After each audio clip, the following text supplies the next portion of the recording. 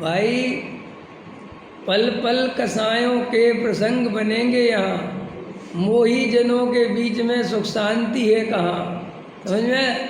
ये तो रोज मंदिर में जाओगे तो वहाँ कसाय, घर में जाओगे तो वहाँ कसाय, समाज में जाओगे तो वहाँ कसाय, व्यापार में जाओगे तो वहाँ कसाय, घर बनाओगे तो वहाँ कसाय, कुछ भी काम करोगे सब जगह कसाय के प्रसंग बनेंगे। क्यों? मोही जनों के बीच में रहते हो। जब कसाईयों के बीच में रहते हो तो कसाय होगी कि वीतरागता होगी? समझ में आया कि नहीं आया? और मंदिर में भगवान तो वीतरागी हैं, लेकिन भक्त तो रागी देसी हैं। और तुम्हें तो भगवान से ज़्यादा प्यारे भगत है, नहीं है? क्योंकि तुम्हारा ध्यान भगवान से ज़्यादा तो भक्तों पे जाता है। कौन चावल चढ़ा रहा है, कौन नहीं चढ़ा रहा है, कौन दर्शन करने आया, कौन नहीं आया, आज संख्या कितनी थी, आज क्या, तो पूरा ध्यान तो परद्रव्य में लगा हुआ है। तो भैया कसायों से बचना है तो अपने स्वरूप का निर्णय करो, भेद ज्ञान करो। समझ में आया? वीतराग भाव धारण करो। जहाँ कसाय के प्रसंग बने उन प्रसंगों से दूर रहो। भैया अपन कमज़ोर हैं, सहयोगों की कोई गलती नहीं। क्या कमज़ोर दीपक? पत्नी के बिना रह नहीं सकते, ये अपनी कमज़ोरी। इसलिए दो बातें सुन के चलना। नहीं समझ में? वो दो बातें सुनाएगी तो सुन लेना, अपने अहंकार को चोट मत लगाना, क्योंकि तेरी कमज़ोरी है, तू रह नहीं सकता उसके बिना। ऐसे ही कसाएँ जहाँ बनती हों उन प्रसंगों में नहीं जाना। क्यों? हम तो जाएंगे लेकिन हम कसाय नहीं करेंगे। देखो भैया होशियार मत बनो, अभी तुम्हारे अंदर कसाय भरी पड़ी हैं और तुम्हें कोई छेड़ देगा और तुम छिड़े बिना मानोगे नहीं और आग बबूला हो जाओगे और कसाय करके लौट आओगे। और कसाय से आज तक कभी भी किसी को कुछ नहीं मिला, केवल दुखी दुख मिला वर्तमान में भी। और उस कसाय के कारण जो कर्म बंद होगा वो और अनंत गुना फलेगा दुख के रूप में। भाई साहब देखो कसाय कैसी है और धर्म कैसा है। कसाय जब पैदा होती है तब दुख देती है, समझ में आया?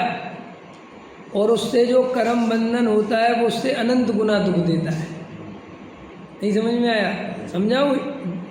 जैसे तुम्हें परिग्रह इकट्ठा करने की कसाय हुई तो पहले तो ये कसाय ही कितना दुख देगी, कितनी आकुलता देगी, कितनी गधा मजूरी कराएगी। पहले तो ये करो कसाय के वशीभूत होकर, और फिर वो पुण्य के उदय से मान के चलो वो कसाय की अनुसार परिणमन हो जाए, वो परिग्रह आ जाए तो उसकी रक्षा की आकुलता सताएगी। फिर और आगे चलो कि साहब अब मर गए, उसकी रक्षा करते करते तो उसका फल नरक है। और वो सुनो यहाँ कसाय कितनी देर की हुई थी, देखना फल कितना खतरनाक है। यहाँ मान के चलो तुम 10-20 साल तक ऐसी कसाय करते रहे बहु आरंभ पर, और क्या करोगे भाई? उम्र ही तुम्हारी 60 साल की है और तुम 10-20 साल तक मैं पैसा वाला और मैं बाजार, मैं चौड़ा और बाजार सकरा और मैं सेठ और मैं ऐसा आग लगा दूंगा जमाने में, कौन बोल के दिखता है? ऐसा तुमने 10-20 साल तांडव कर भी लिया। हालांकि तुम्हें इससे कोई सुख नहीं मिला, तुम रहे तो बहुत दुखी। लेकिन आचार्य कहते हैं इसका फल सुन कि फल क्या है महाराज? इससे जो कर्म बंधन हुआ नरक, और नरक में जो ये 10-20 बरस की जिंदगी है एक कन्वर्ट हो जाएगी 20 सागर में। अब देखो तो क्या कहा मैंने? ये 10-20 साल का अहंकार कितना गुना कन्वर्ट होने वाला है। भाई साहब दिनेश जी, एक मेरे पास सिस्टम है पैसा इन्वेस्ट करने का। अगर आप 2 लाख लगाओगे तो 10 साल बाद 2 करोड़ हो जाएगा। कितना गुना हो गया है? 100 गुना हो गया, 100 गुना हो जाएगा। ठीक है कि नहीं? और बहुत बढ़िया यार। सुनो, ये जो बहु आरंभ परिग्रह का फल है ना, इससे जो बंधन हुआ ये कितने गुना हो जाएगा? ये तो जल्दी इन्वेस्ट वाला दिमाग तो ले लिया, 100 गुना हो जाएगा क्या? लेकिन ये जो भाव है 100 गुना करने का, इससे जो कर्म बंधन होगा ये कितने गुना होगा पता है? पता है कितने गुना होगा? हिसाब है ना, सागरों में कन्वर्ट होगा, सागरों में। और सागर पता है, ये सागर होता ही खतरनाक है। समझ में आया? कि गड्ढा खोदो, डॉक्टर साहब कहते थे तुम वहीं खोद लेना, हमारे पास का तो है नहीं इतना लंबा चौड़ा गड्ढा खोदना। फिर वो भेड़ के बाल, फिर 100 साल में एक बाल निकालना है, फिर जितने साल में निकले आए।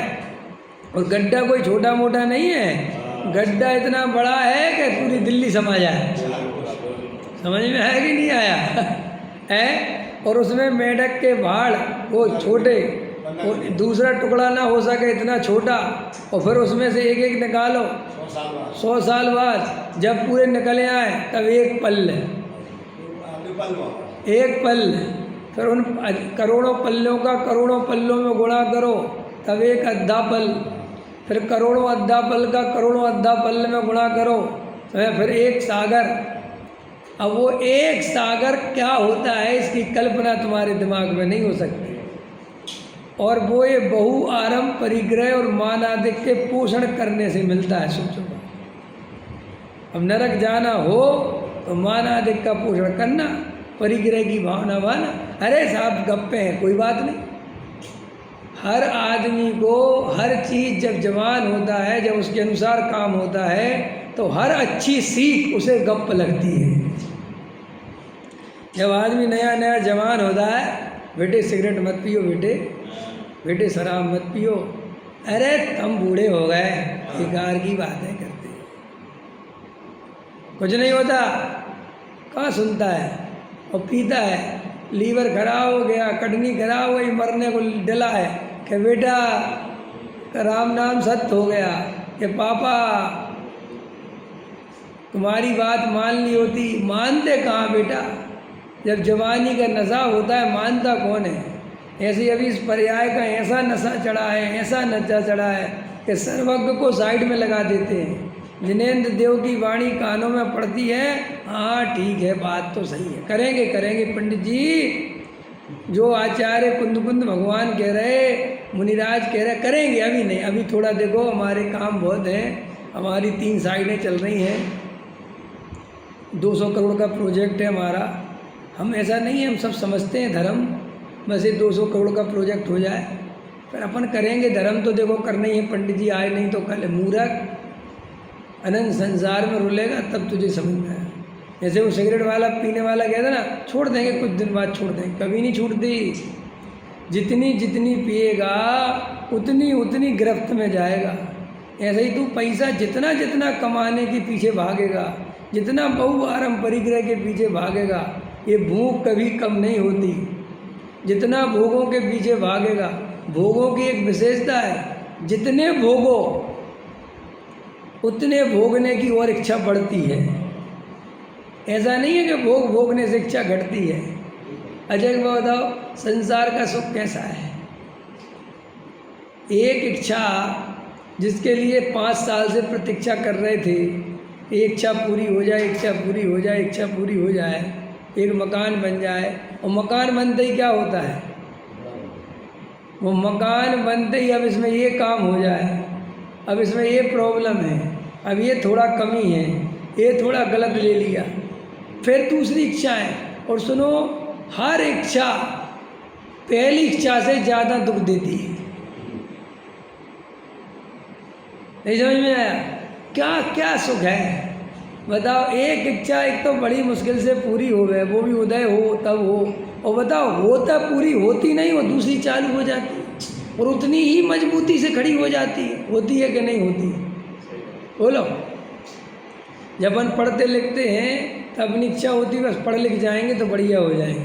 पता ही नहीं है कि बेटा ये तो इच्छा कुछ भी नहीं है, इसके आगे जो इच्छा होगी वो देखो। और अभी कैंसर हो जाए ना, कोई भयानक बीमारी हो जाए, तो सबरी इच्छाएं एक तरफ रखी रह जाएंगी और वह मैं ठीक हो जाऊँ, हे भगवान मैं ठीक हो जाऊँ, मैं मर जाऊँगा, ऐसा संसार। फिर भी आचार्य कहते हैं ये वस्तु स्वरूप को स्वीकार नहीं करता, ये तत्व निर्णय में उपयोग नहीं लगाता, आत्मा की चर्चा सुनने पर भी वेद ज्ञान नहीं करता, आत्मा का अनुभव नहीं करता। क्या करें भैया? स्वरूप की खबर नहीं, कसायों का दुख पता नहीं, इनका फल क्या मिलेगा, कर्म बंधन कैसे होगा, बेहोश पड़ा है। कसाय करता है ना जीव, जब उससे कहोगे देखो कर्म बंधन होगा भैया, हाँ हो जाएगा, चले जाएंगे नरक, और क्या होगा, तुम चले जाना स्वर्ग। अरे तुझे पता नहीं है, बेहोश है बेहोश। तू अभी जो बोल रहा है ना बेटा, तुझे पता ही तो नहीं है कि तू क्या बोल रहा है, हो सही तो नहीं इस जीव को। अरे सब बेकार की बातें हैं, धर्म वरम सब बेकार की बातें हैं। पैसा जोड़ो, मकान बनाओ, दौलत शोहरत कमाओ, भैया तुझे पता नहीं तू क्या बोल रहा है। अज्ञानी जीव कसाय करता है और ज्ञानी क्षमा भाव धारण करता है। पता है मूर्ख हो तुम, जब देखो क्षमा क्षमा धर्म धर्म करते रहते हो। समझ में आया? आओ तुम ऐसा सुनो, तुम अभी बाद में कर लेना धर्म और मेरे काम करो, और तुम नरक, मैं नरक चला जाऊंगा, तुम स्वर्ग चले जाओ, ठीक है? लेकिन अभी मेरा दिमाग खराब मत करो। तुझे पता है क्या कह रहा है? जब नरक के डंडे पड़ेंगे बेटा, पता ही नहीं चलेगा कहाँ आके लगे। अरे हो जाएगी जब डायबिटीज, तब देखेंगे, हो जाएगा बीपी तब देखेंगे। अभी तो लाओ बेटा, जब हो जाएगा, जिनको हो गया उनकी हालत देखो। लोक में भी सावधानी नहीं रखी तो महा दुख भोगना पड़ता है। ऐसे ही इस मनुष्य भाव में आकर तुमने भेद ज्ञान नहीं किया, और जो कुछ साल की बात है, और ये भी नहीं पता कुछ साल हैं भी कि नहीं। क्या पता तुम जिस बहु आरंभ परिग्रह के सपने देख रहे हो वैश्यन जी, और उसका फल नरक आ जाए और तुम वो भोग भी ना पाओ, क्योंकि जैन धर्म में भोगने से नरक नहीं मिलता। ये पता है आपको कि नहीं? तुमने भोगने का भाव रखा, बस नरक चालू। और सुनो, वो तुम्हारे भाव के अनुसार भोगने मिलता नहीं। भोगने का प्रोग्राम अलग कर्म का है, भाव करने का प्रोग्राम अलग कर्म का है। आया समझ में कि नहीं? और सुनो, आना जाना कुछ नहीं, समझना, बोलते ना, और नरक चले गए मुफ्त में। जैसे वो तंदुल मक्ष है, एक मछली को नहीं खाता और 7 पे नरक चला जाता है बेचारा। किस बात से चला जाता है? तो अपन तंदुल मक्ष हैं कि नहीं? सब हम तो नहीं है। क्यों? बड़े आदमियों को देख देख के जो लाट टपक रही है, नहीं समझ में आया? अच्छा बड़ा आदमी है, मूर्ख है, बताओ, इतनी बड़ी गाड़ी घर में रखी और ये मेट्रो से धक्के खाता फिर रहा है। इस पे भाई साहब इतना पैसा है, आप जानते नहीं, देखियो कैसे घूमता फिर रहा है, देख रहे? पैसा उसका, गाड़ी उसकी, समझ में आया? और परेशान भाई साहब। ये तंदुल मक्ष हुए कि नहीं? और इसका कर्म बन रहा होगा कि नहीं? प्रति समय बन रहा है कि नहीं? तो आचार्य कहते भैया तुझे खबर नहीं अभी तो। कसायों के प्रसंग जहाँ बने और तुम्हें पता हो कि यहाँ कसाय होने वाली है, भाई साहब चुपचाप घर में रहो, हमें नहीं जाना। कि साहब हम दिखा देंगे उनको, कोई मत दिखाओ। उसके पाप का उदय होगा तो ही उसका बुरा होगा, तेरे बुरा करने से उसका बुरा नहीं होगा।